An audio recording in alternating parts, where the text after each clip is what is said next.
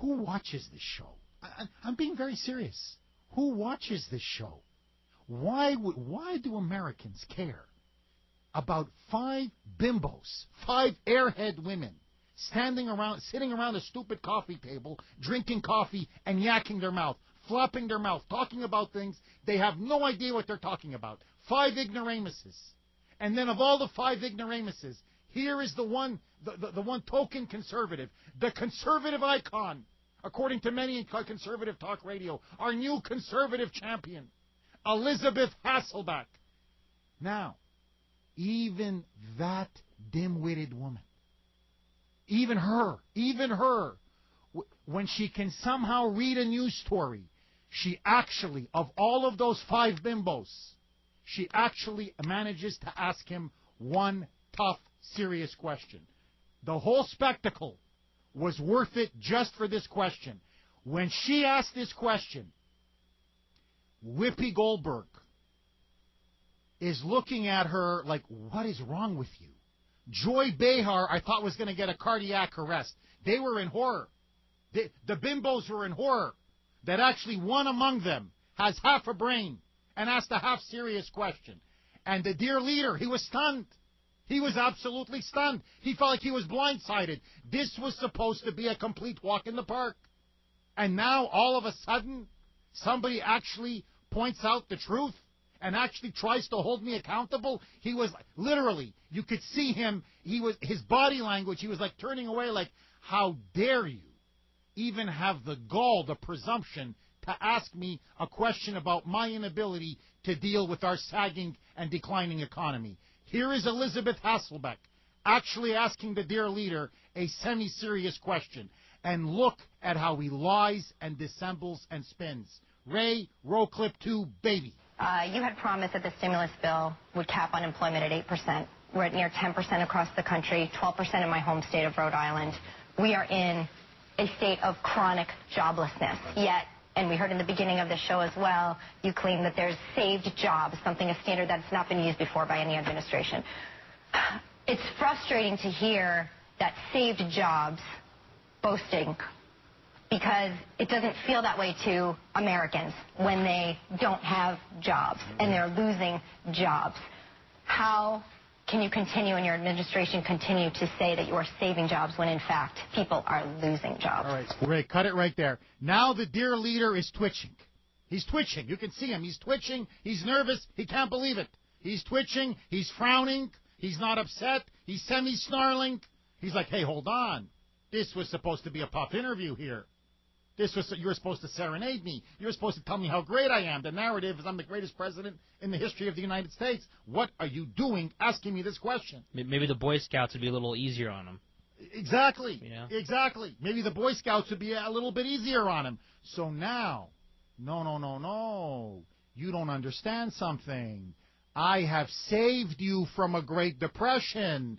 I am the great savior. I am Obama the savior, the second coming. This would be a massive Great Depression if I hadn't done everything for you. You're so ungrateful. How can you even ask that of me? Here is the dear leader telling us he saved us from an economic catastrophe. Ray, continue with the clip, baby. Including John McCain's former economist, that said that had we not taken the steps that we took, you would have actually seen millions of more jobs lost. Hundreds of millions. And we would be in a Great Depression. Oh, even worse. So I know that's not satisfying and it's not good enough. I think the word saved is what's troubling people. It makes a difference, though, if your job was one of the ones that saved. Oh, yeah, my job was saved. Where's the proof for that? How can you prove a negative? What? You didn't save millions of jobs. You saved hundreds of millions of jobs, our dear leader. You were the one that promised us that if we went into the tank, if we had racked up $1 trillion spending program, if we had $1 trillion deficits, if we passed your big stimulus package, we would not have unemployment above 8%. That was your promise. And now we've mortgaged the futures of our children and grandchildren on an obvious failure. And rather than be a man and hold yourself accountable and say the buck stops with me, like Harry Truman said, I made a mistake. I mortgaged our future on a policy that's failed, that never in the history of the world have people been able to tax and spend their way into prosperity, that I was wrong. Instead, you come up with this phony line. No, if it wasn't for me, it'd be the 1930s. Worse. It's even worse than the 1930s. He's lying, my friends. He is lying every step of the way, and it doesn't stop there. Look how he continues to dissemble. Ray, roll cut 2, baby. Well, actually, Elizabeth, what's happened is that we've gained private sector jobs for the last 5 months. That's a lot. So we were losing jobs when I was sworn in. As I said, 750,000 jobs per month. A million. We've now gained jobs for 5 consecutive months in the private sector. 2 million a month. You're absolutely right that it's not enough. No. And if you don't have a job right now, the only answer that you want to hear is, I'm hired. Right. So the frustration that people have is entirely justified. I'm hired. That's what people want to hear. Well, if they want to get that sound, all they got to do is apply for a government job, because believe me, they're handing out jobs here in Washington like they're hotcakes. If you want that magic, sound. No, Mr. President. What people want to hear is that you actually know what you're talking about rather than lying and being mendacious.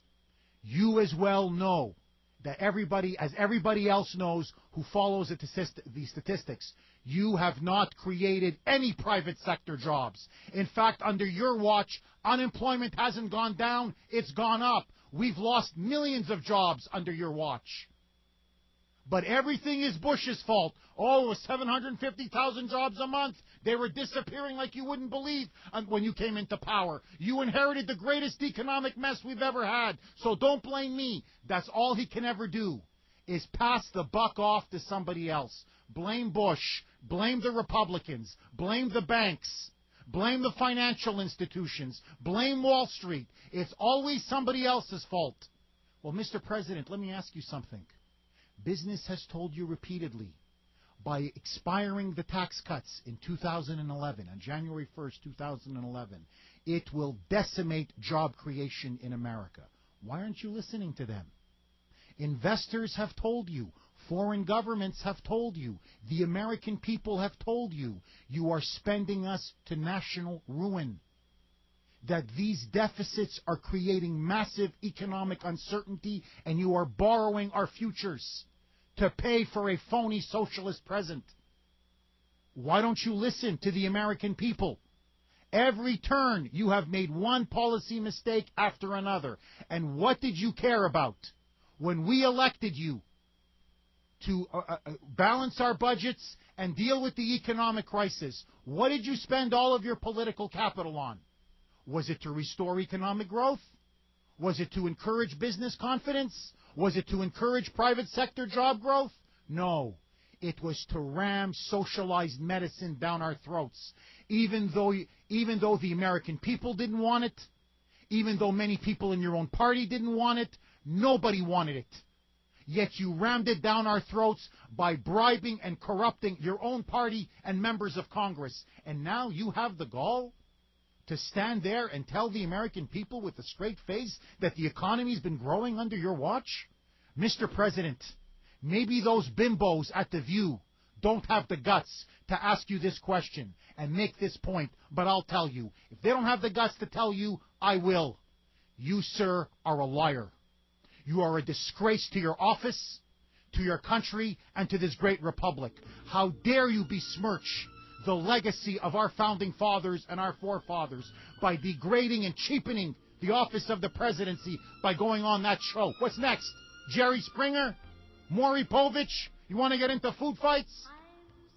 And every time I challenge you to come on this show, you duck me like a coward. Rahm Emanuel ducks me like a coward. David Axelrod ducks me like a coward. You know why? Because you're all cowards.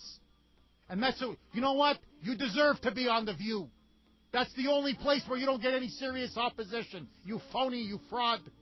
301-984-9570 is the number. What do you make of Barack Obama's charm offensive? Did it work? Will the people who watch The View, many of them on welfare and liberal soccer moms, will the welfare people and the soccer mom liberals rally to their dear leader?